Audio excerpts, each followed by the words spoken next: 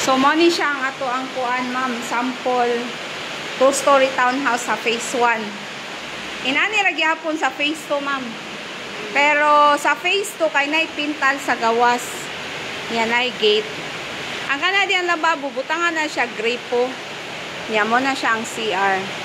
Ang CR kay half-tiled ang faucet. Ay ang half-tiled ang CR niya. Na ay water cabinet ang toilet. Pero dili ka ni butangan diri. Sarado? Adi, kamo pa magpasira. Pero gikan diha ka na nga firewall, na siya 1 meter extension.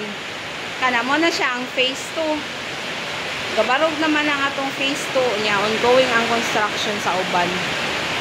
Ang kanang phase 2 mo na ang dili na siya up and down relative. Sold out na ang down. Ang available na lang kay up and down.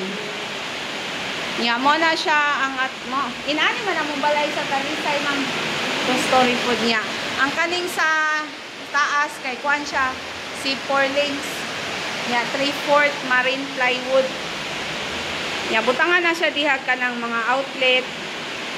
Kana switch sa suga. Niya kato sa kuryente. Niya mo ni siya ang atong hagdan. Niya butangan sa na siya diha og switch sa suga. Sa katas-taas, ma'am. Muna siya atong hagdan. 3/4 marine plywood. Bare unit lang siya sa sulod. Pero sa phase 2 na to, ang gawas na pintal. May gate. Ha? Oo, 3/4 marine plywood. Nga, inigsaka ni mo. So, muna siya. Masodi siya mga 2 to 3 bedrooms. Masulod siya 2 to 3 bedrooms. Pwede ka mag-extension dito sa Loyo.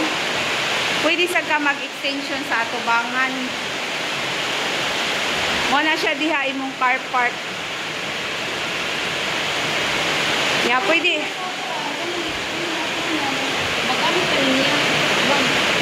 Oh, yes, ma'am. Yeah, diri sa Loyo. Pwede sa nini mo ipasira. Muna siya ang phase 2.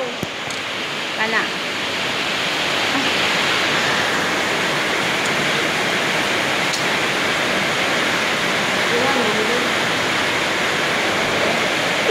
Ato pa sa ako lang niya ang second floor na ikisami.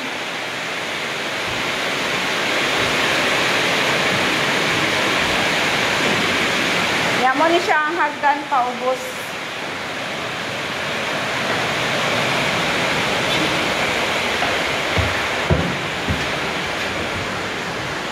Yan, diri sa Atubangan, ma'am, ang car park. Car park.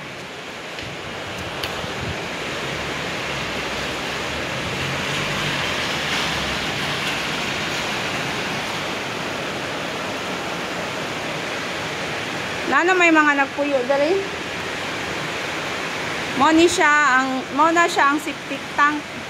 Nya ready na sad ang kuryente ug tubig niya na siya footpath. Nya dagko atong kalsada 10 meters road. Nay firewall, nya nay sandayong pud ang kisami. Tag 1.8 million ra ni siya ang lot area kay 54 square meters. Ang floor area kay 39.6 square meters. Mo siya.